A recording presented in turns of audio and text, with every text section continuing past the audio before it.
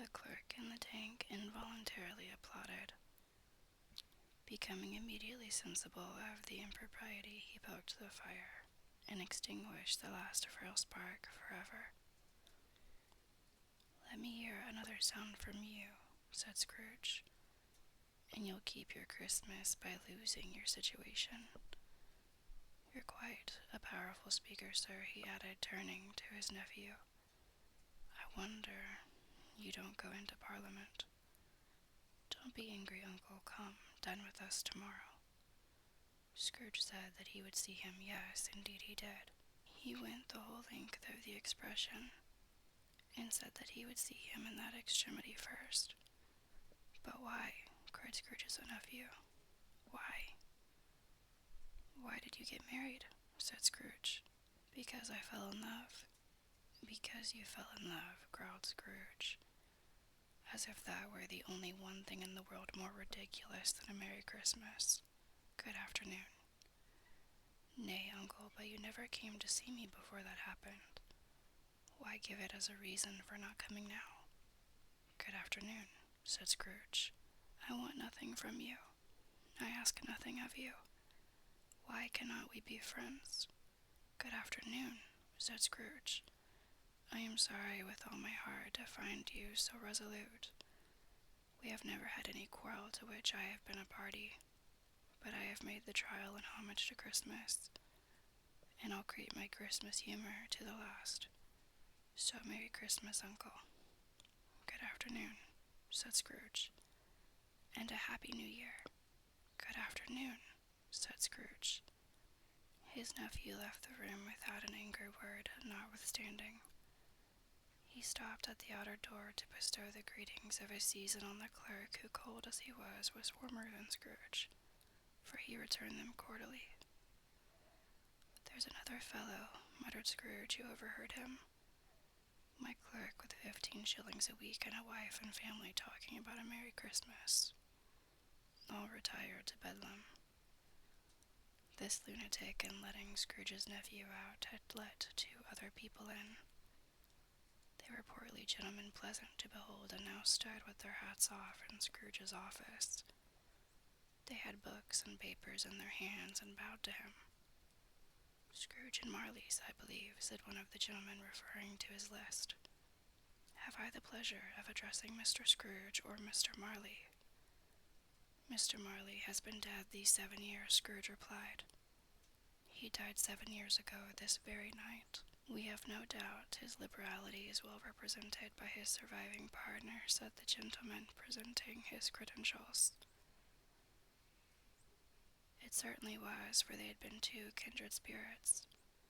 At the ominous word, liberality, Scrooge frowned and shook his head and handed the credentials back.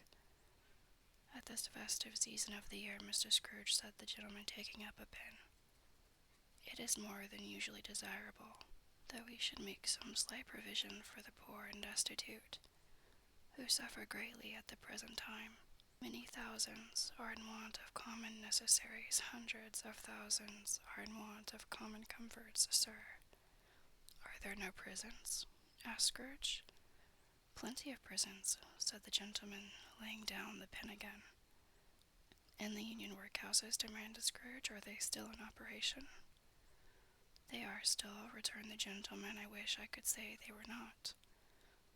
"The treadmill and the poor law are in full vigor, then?" said Scrooge. "Both very busy, sir."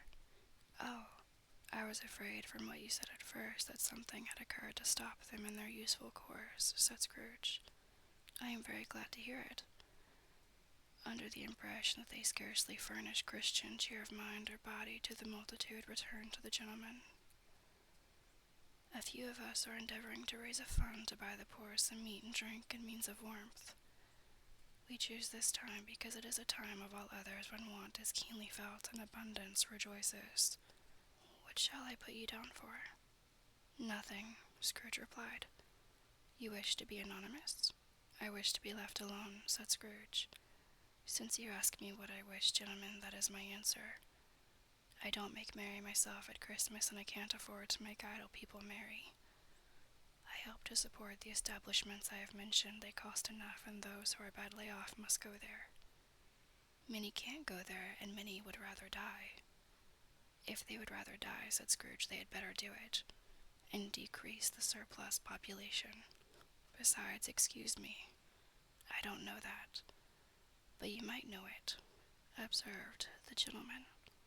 It's not my business, Scrooge returned. It's enough for a man to understand his own business, and not to interfere with other people's. Mine occupies me constantly. Good afternoon, gentlemen. Seeing clearly that it would be useless to pursue their point, the gentlemen withdrew.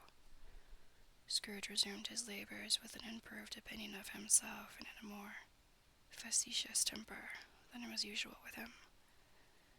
Meanwhile, the fog and darkness thickened so that people ran about with flaring lamps, offering their services to go before horses and carriages and conduct them on their way. The ancient tower of a church, whose graveled bell was always peeping slyly down at Scrooge out of a Catholic window in the wall, became invisible, and struck the hours and quarters in the clouds, with vibrations afterwards as if its teeth were chattering in its frozen head up there. The cold became intense. In the main street at the corner of the court, some laborers were repairing the gas pipes and had lighted a great fire in a brazier around which a party of ragged men and boys were gathered, warming their hands and winking their eyes before the blaze in rapture.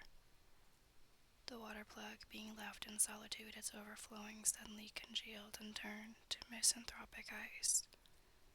The brightness of the shops, where holy sprigs and berries crackled in the lamp heat of the windows, made pale faces ruddy as they passed.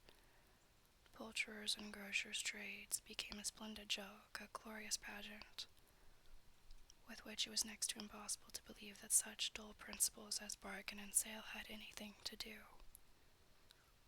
The Lord Mayor in the stronghold of the mighty mansion house gave orders to his 50 cooks and butlers to keep Christmas as a Lord Mayor's household should. And even the little tailor, whom he had fined 5 shillings on the previous Monday for being drunk and bloodthirsty in the street, stirred up tomorrow's pudding in his garret, while his lean wife and the baby sallied out to buy the beef. Foggier yet and colder, piercing, searching, biting cold. If the good St. Dunstan had but nipped the evil spirit's nose with a touch of such weather as that, instead of using his familiar weapons, then indeed he would have roared to lusty purpose. The owner of one scant young nose, gnawed and mumbled by the hungry cold as bones are gnawed by dogs, stooped down at Scrooge's keyhole to regale him with a Christmas carol, but at the first sound of "God bless you, merry gentlemen, may nothing you dismay," Scrooge seized the ruler with such energy of action that the singer fled in terror, leaving the keyhole to the fog and even more congenial frost. At length, the hour of shutting up the counting-house arrived. With an ill will, Scrooge dismounted from his stool, and tacitly admitted the fact to the expectant clerk in the tank, who instantly snuffed his candle out and put on his hat. "You'll want all day tomorrow, I suppose," said Scrooge.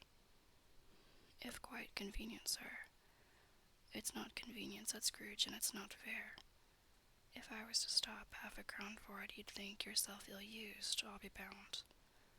The clerk smiled faintly. "And yet," said Scrooge, "you don't think me ill-used when I pay a day's wages for no work." The clerk observed that it was only once a year. "A poor excuse for picking a man's pocket every 25th of December," said Scrooge, buttoning his greatcoat to the chin. "But I suppose you must have the whole day. Be here all the earlier next morning."